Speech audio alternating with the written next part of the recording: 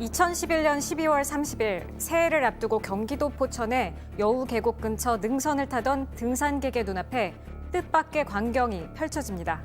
70m 높이 절벽 아래 심하게 파손된 녹색 자동차가 뒹굴고 있고 그 옆엔 백골 시신 두 구가 놓여 있었습니다. 경찰 조사 결과 차주는 10달 전 일가족 동반 자살을 암시하는 유서를 남기고 실종된 40대 이모 씨였습니다. 그는 이런 유서를 남겼습니다. 아이들에게 미안합니다. 하지만 남아서 천덕꾸러기가 될 것 같아 이렇게 죄를 짓고 갑니다. 백골은 13살, 10살 된 여자아이, 그러니까 이 씨의 두 딸로 추정됐습니다. 그런데 수일간 주위를 수색했지만 막상 부부의 시신은 찾지 못했습니다. 전국으로 수사망을 확대한 경찰은 2년 뒤에서야 이들의 행적을 찾아내게 됩니다. 이들 가족에게 무슨 일이 있었던 걸까요? 오늘 사건연구소에서는 포천 자매 살해 사건을 다룹니다. 자, 당시 이 사건이 2년 넘게 미제로 남겨져 있었는데 새해를 이틀 앞두고 한 등산객이 산 깊은 곳까지 갔다가 처참한 광경을 목격합니다. 이 당시 언론 보도를 보면 차 상태 사진이 실려 있는데 자, 한번 보면서 좀 얘기를 해볼까요? 상당히 심각하게 파손이 돼 있었어요. 네, 여기 경기도 포천의 이동 쪽에 있는 여우고개라는 곳인데 서울에서 한 100km 정도 떨어진 곳이고 또 깊은 산중입니다. 지금 사진이 나오고 있는데요. 저게 예전에 대우 누비라라는 차입니다. 예. 좀 오래된 차인데요. 저 한 대를 발견하게 됩니다. 저렇게 녹색이고 또 잘 보이지 않다 보니까 시간이 꽤 지나고서야 발견이 됐습니다. 주변에 휠이나 이런 자동차 부품이 떨어져 있어서 또 차가 많이 상해서 사람이 당연히 다쳤을 거라고 추정하고 자세히 살펴봤다고 합니다. 그런데 그 주변으로 백골 시신 두 구가 각각 떨어져 있었습니다. 놀라서 바로 경찰에 신고했습니다.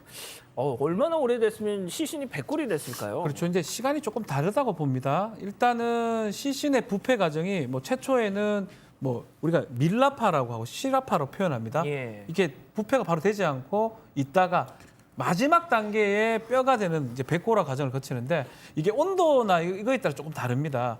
예를 들어서 좀 따뜻한 지방에서는 빨리 백골화가 진행될 수도 있고요. 아주 추운 곳, 예컨대 북극이나 이런 데서는 지금도 몇천 년대 전에 시신들이 그대로 발견되는 경우도 있거든요. 미라 비슷하게. 그래서 이 온도에 따라 다르고 빨리 된다면 열대 지방이면 3주 내에도 이 백골화가 가능하다는 또 얘기도 있습니다. 자, 일단 차 번호판을 통해서 차주를 확인했다고요. 네, 차적 조회를 해보니까 고향에 사는 이모 씨 소유 차량으로 이제 확인이 됐습니다. 그러니까 이제 당연히 경찰 입장에서는 이 씨 주소로 찾아가 봤겠죠. 찾아갔더니 이 씨 누나가 이렇게 얘기를 합니다. 동생의 가족이 10달 전에 사라져서 실종 신고도 했고 또 동생이 유서까지 써놨다. 그래서 유서를 확인해 보니까 먼저 죄송하다는 말씀드립니다. 이렇게 할 수밖에 없는 저희를 용서하세요. 아이들에게 미안합니다. 하지만 남아서 천덕꾸러기가 될 것 같아 이렇게 죄를 짓고 갑니다. 불쌍한 우리 아이들에게 정말 미안합니다. 그리고 또 이 씨의 부인 정 씨 역시 아이들을 해할 수 있다는 그런 취지의 유서까지 남겼습니다. 결국 일가족 동반으로 극단적 선택을 암시한 것으로 그 당시에는 판단을 했었습니다. 자, 지금 우리 가족 여러분들이 이 사건 하면서 많이들 알아보시네요. 자, 그런데 이 백골 시신 도대체 누구였던 겁니까?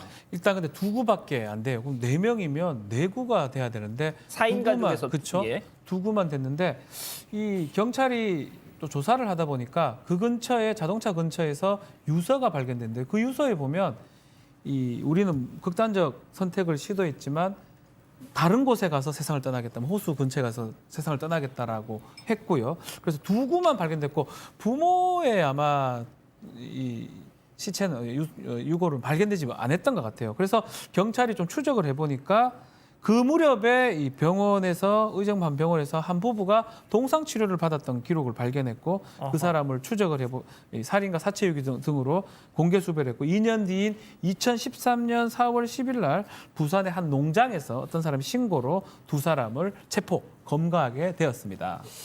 자, 교수님, 결국 이제 부모가 이 아이들하고 같이 이렇게 극단적인 선택을 하려고 했다가 부모들은 살아나고 아이들만 죽은 이런 상황이 됐는데 진짜 이게 무슨 이유가 있더라도 무슨 명분이 있더라도 저는 이런 방법은 정말 아닌 것 같아요. 이게 이제 통상 그 일가족 동반 자살 사건 이런 식으로 이제 보도가 많이 되잖아요. 근데 실제로 그 내용을 보게 되면 이 죽음에 대한 결정권이 아이들은 전혀 없어요. 그러니까 이제 어떻게 표현을 하는 것이 정확하냐 그러면 부모가 자녀를 살해한 후 자살하는 그런 그 사건이 있는데 이분 같은 경우는 자녀를 살해하고 난 뒤에 자기들은 결국 죽지를 못한 거죠. 그러니까 결정적인 순간에 이제 두려운 것이었는데 그것은 왜 그러냐면 이 특히 서양권보다는 동양권 같은 데는 이 자녀는 나의 소유물이다. 아까 어떤 얘기가 나와 있냐면 남아서 아이들이 천덕꾸러기가 될 것을 염려했다. 이 얘기가 아주 그냥 핵심입니다. 그런데 제가 이제 유사한 그 사건을 하나 소개를 드리면 이전에 충남 지역에서 말이죠. 아들의 성적이 잘못 나왔다 그래서 아버지 어머니가 딸까지 포함해서 4명이 다 죽자. 아휴. 그렇게 했는데 딸이 얘기를 했어요. 나는 살겠다. 예. 나왔어요. 예. 그리고 3명이 자살을 했고 그걸 신고를 한 적이 있거든요. 그러니까 아무리 이제 미성년자라고 하더라도 이 아이들이 태어날 때 자기들 태어나고 싶은 게 아니잖아요.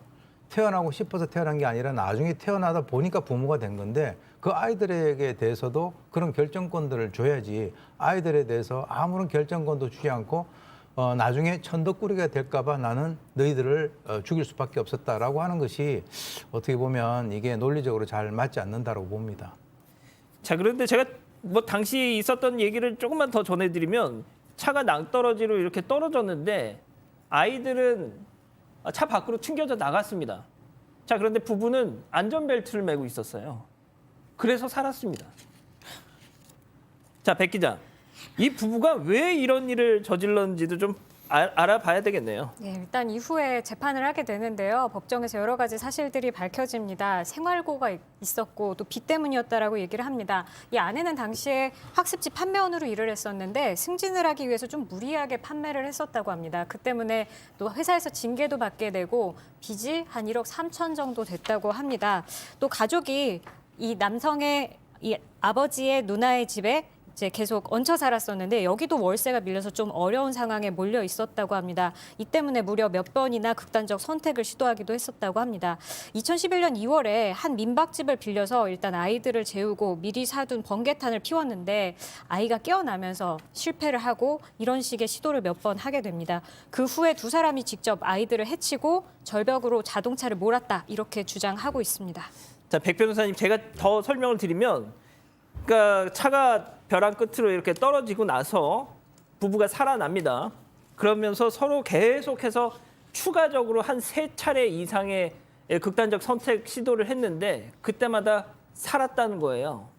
아니 그렇게 이제 살기로 도저히 이게 안 되겠다 싶어서 살았으면 아이들 시신이라도 제대로 수습하고 가야지. 부모라면. 저는 지금 뭐 이 사건 제 결론을 좀 말씀드리겠지만 이 사건은 또 개인적인 생각으로 형량이 너무 낮습니다. 왜냐하면 이거는 그러니까 우리가 아까 합의해서 극단적 자녀들과 극단적 선택이 아니에요. 그냥 살인입니다, 이거는. 그러니까요. 그러니까 저는 이 뭐 가족 모두 함께 뭐 극단적 선택 시도 이런 얘기는 앞뒤가 안 맞는다고 생각하는 게 아이들은 선택권이 없어요. 누가 선택합니까, 아이들의 목숨을? 그러니까 본인들이 빚이 많아서 아이들을 잘 키우지 못할 것 같아서 아이들 빚 대물림 안 되게도 충분히 할 수 있습니다. 그럼요. 그거랑은 전혀 상관없는 거예요. 그리고 조금 전에 말씀하셨던 것처럼 본인들은 살아남았잖아요. 예. 본인들은 그 이후에 극단적 선택을 몇 번 시도했는지 모르겠지만 본인들은 또 차마 자기들 목숨 끊지 못했던 거 아니겠습니까? 바로 그거죠. 예. 저는 왜 이들이 국민참여재판까지 신청했는지도 잘 납득이 안 갑니다. 그러니까 뭔가 국민참여재판을 통해서 본인들의 이러한 사정을 호소하면 배심원들이 선처해주지 않을까라는 생각을 했던 것 같은데 만장일치로 유죄 판결을 냈고 재판부도 이걸 받아들였고요.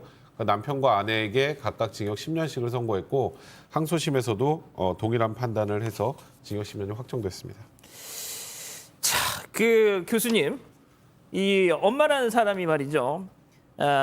경찰 수사팀에 나중에 편지를 보냈습니다.